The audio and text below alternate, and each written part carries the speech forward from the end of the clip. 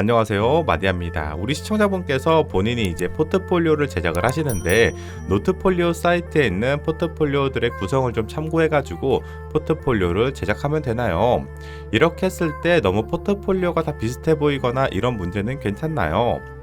이런 질문을 좀 주셨는데요. 우리 시청자분은 이미 어느 정도 답을 좀 알고 계시고 그 답변까지 해주셨어요. 자, 우선은 저는 이제 시청자 컨펌을 진행을 하거나 유튜브를 진행하거나 이제 주변 디자이너분들을 보잖아요. 그러면 포트폴리오를 굉장히 많이 접하게 됩니다. 근데 그 포트폴리오를 볼 때마다 느끼는 게 뭐냐면 좀 공통적인 문제점들이 있어요. 우리 시청자분이 질문 주셨던 거에 답이 있는데 비슷해 보이긴 합니다. 네, 어쩔 수가 없어요.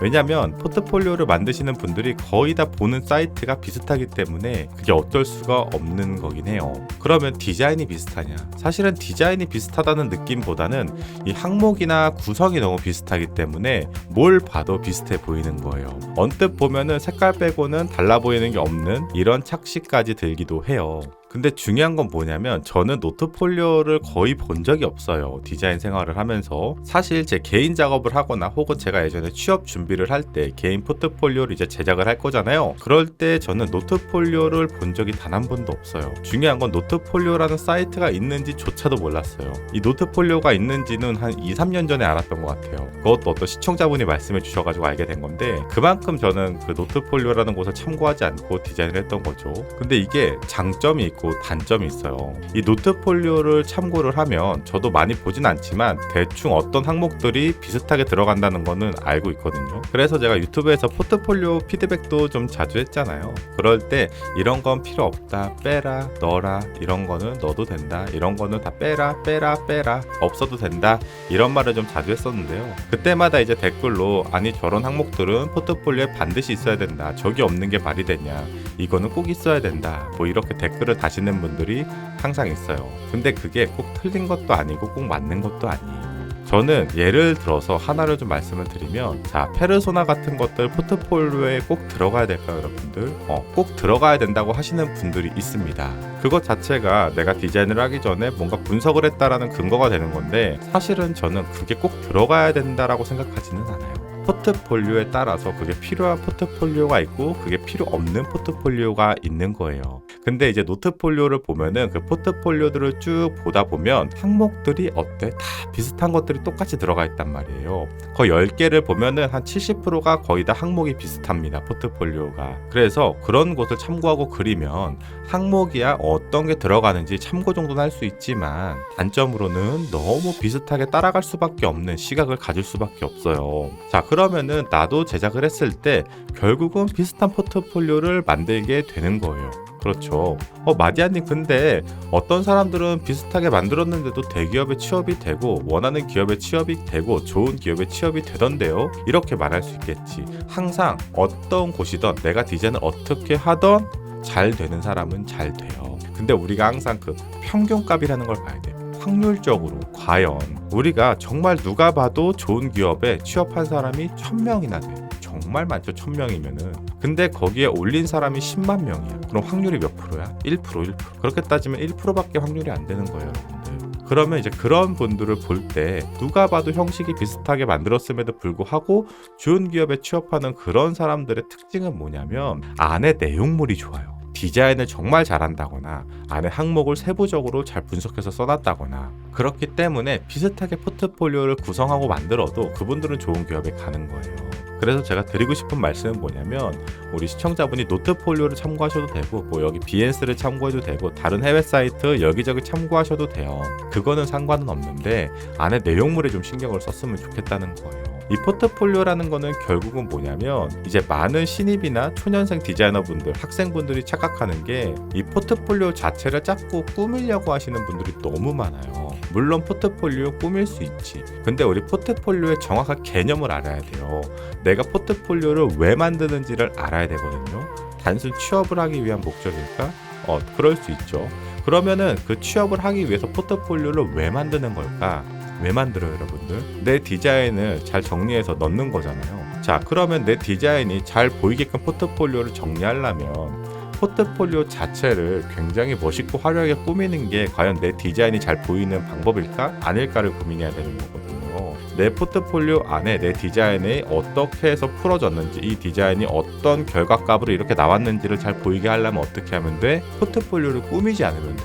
내가 이 포트폴리오 자체를 디자인해가지고 그거를 보여줘서 취업을 하는 게 아니라 그 포트폴리오 안에 들어가는 디자인을 보여줌으로써 취업이 되는 거거든요. 근데 이게 굉장히 포트폴리오를 만들다 보면 주객이 많이 전도된단 말이에요. 사실 그런 것들을 조심해야 되는 거야. 내가 노트폴리오를 보내, 비엔스를 보내, 여기를 보내, 저기를 보내. 사실은 여기저기를 본다고 해서 그게 취업이 되냐 안 되냐로 딱히 갈리지는 않아요. 안에 내용물을 어떻게 정리하냐가 굉장히 중요한 거지. 근데 만약에 내 디자인 실력이 객관적으로 다른 사람들이 보기에도 그렇게까지 특출나지 않아, 그냥 평범해, 이럴 때는 우리가 과연 이런 여기저기에 있는 비슷한 느낌의 포트폴리오를 똑같이 만들어서 경쟁력이 생기겠냐, 또 이렇게 우리가 바라볼 수가 있겠죠. 저는 없다고 생각을 합니다. 그랬을 때 언뜻 보면 다 비슷해 보여요. 이제 너무 많이 봐가지고 뭔가 정말 특출나지 않으면 눈에 잘 안 띄긴 하거든요. 제 눈에는. 이제는, 예전에는 안 그랬는데 너무 많이 보다 보니까 이게 그거 같고 이게 그거 같고, 특히 요즘 모바일 디자인도 다 비슷비슷하잖아요. 그쵸? 카드 UI가 한 7-80%가 되는 것 같아요. 언뜻 보면 다 비슷해. 근데 포트폴리오 형식도 비슷해. 그랬을 때 이제 나만의 포트폴리오 정리하는 방식이나 항목을 좀 다르게 가져간다거나 구성을 조금 다르게 가져간다거나 이런 것들을 좀 생각을 해봐야 되는 단계가 될 것 같아요. 그래서 제가 아까 앞에서도 말씀드리긴 했지만 저는 노트폴리오를 보면서 일단 포트폴리오 작업을 해본 적도 없고,